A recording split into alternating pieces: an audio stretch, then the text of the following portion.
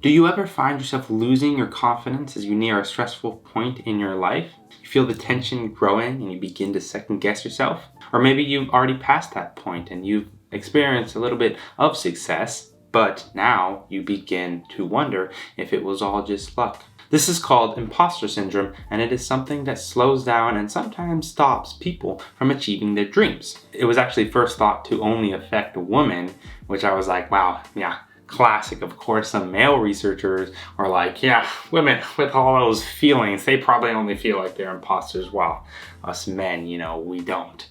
But surprisingly enough, this was a study conducted by female researchers studying successful women. And as they studied all these successful women, they found that 70% of them experienced this imposter syndrome, where they thought that although they were successful, they thought that they somehow got lucky and they didn't attribute their success to themselves. But now we know that it affects both men and women, and a 2020 study found that it may affect up to 82% of people at some point in their life. So you're not alone if you feel this way. This is very common. So for this video, I want to talk about some stories throughout my life where I've experienced a little bit of imposter syndrome and the ways that I've learned to better handle it. So the first thing I want to talk about goes along with suddenly believing that you aren't skilled enough to follow through with something. This happens to me a good amount with my startup that I am currently programming. I'm actually usually completely fine throughout the day as I move from one task to the next, but for whatever reason with me, imposter syndrome really wants to attack me at night when I go to bed. So as I'm sitting in silence, just trying to sleep, all of a sudden I start thinking about all the things that I have to do for the next day. I have to use that API, I have to fix that bug, I have to add that page. I'm not going to bore you with all of the tasks that I have to do for the startup, but I begin to think like, oh my gosh, that's a lot of stuff. Am I even going to be able to pull this off? I start to think, why am I even qualified to do something as insane as launching a full startup? You begin to kind of rationalize this thought that, oh, you're not good enough. So here is when I have to acknowledge the thoughts and put them into perspective. Really, there's no sense in worrying and thinking about them right now as I try to sleep, but I make a note in my head to address the game plan tomorrow, and I take things on one by one rather than trying to solve them all at once. And sometimes it's not going to be able to just disappear from your head if you make a mental note of it, and I get that. So what I tend to do instead, if I really can't get something out of my head, I make a physical note of it. So I keep a notebook by my bedside and with a pen, and then I just write down what I need to do the next day. Think about, all these things that are stressing me, all these tasks. I just say, hey, tomorrow let's game plan it out. Let's make a schedule. So then by the time I wake up, I can just look at the notebook and say like, oh yeah, I have to do that.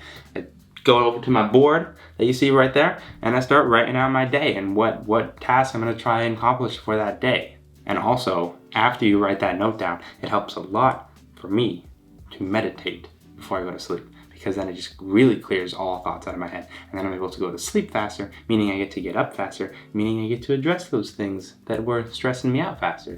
And the next day when you're taking those things on one by one, remember to hype yourself up. Remind yourself of similar past accomplishments and be proud of them. Another area of my startup that has introduced a little bit of imposter syndrome is the area of managing or even just working with people. I think that this may be the most common area where imposter syndrome can come into play for people. For me, it was when we created a LinkedIn posting for design interns. We would be bringing on a team of 8 interns, and they would look to me and my partner for direction. We would describe what graphics we'd like from them, the dimensions, the deadlines, and all that stuff. And we'd essentially be the boss of 8 strangers, which was a little strange. It was a strange concept to me. I couldn't help but have this weird thought about not being real startup owners. I would briefly think, oh, they're not going to respect me because they're going to be able to tell that I'm not this real startup founder. I'm probably going to be the same age as them, and I'm going to be, kind of doing things along the way. I'm not going to have this crazy set structure of everything, in line. Obviously, I'm not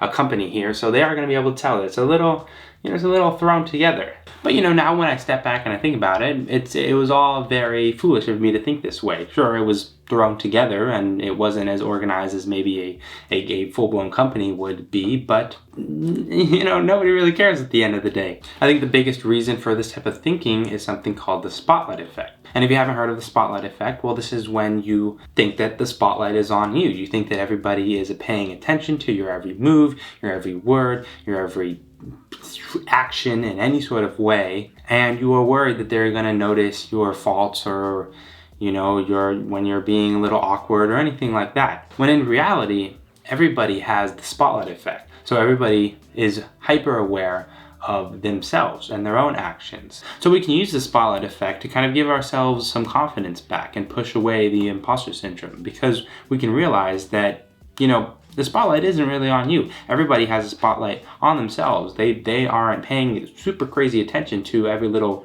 move that you make. So with my situation, it turns out that, they were really just worried about getting work and providing solid work, providing solid graphics that, I'm going to approve. One thing I do want to put the spotlight on, though, is the like button. If you haven't liked that, please do. It would help me out a ton with the algorithm and help my video do better. Okay, moving on. Maybe you are in a position where people are more attentive to your words and actions. For example, if you are an author, well, obviously the rationalization through the spotlight effect does not really apply here, because people are actually reading your every word. And this has affected me to some extent while creating this YouTube channel, especially when I first started creating videos for productivity and self-help content.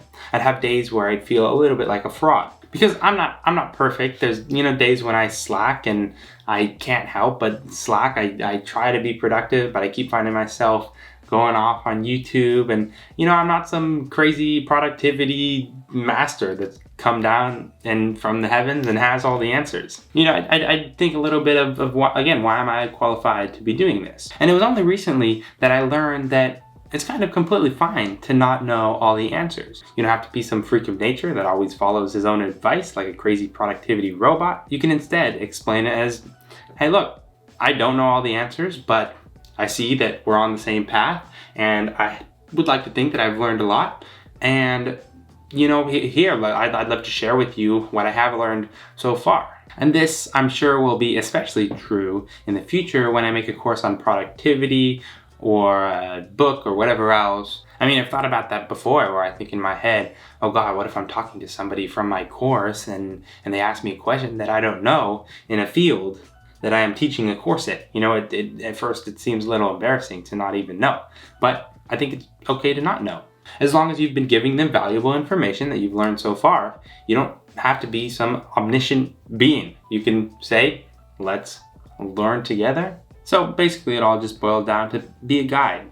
Don't necessarily regard yourself as a master. That's completely fine. Completely fine also to just take research and books and whatever else and kind of regurgitate it to people willing to listen. If you're going to be the medium through which people are learning these amazing studies and books and practices, well, that's completely fine. You don't have to beat yourself up in the fact that you're not coming up with it yourself. You are taking your time to learn about it, and then you're teaching it to others, and that's something to be incredibly proud of.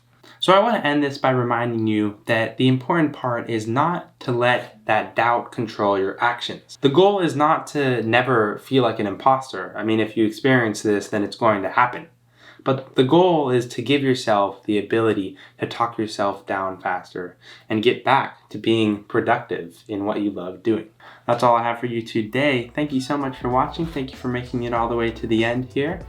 If you haven't already, like I said, it'd be great for you to like and throw me a comment. I'd love to hear your thoughts on imposter syndrome, if you ever have it. And if you think I missed something, if you have a technique that you use and I didn't cover it, I'd love to hear it. What do I say after that? I still don't really know how to edit YouTube videos.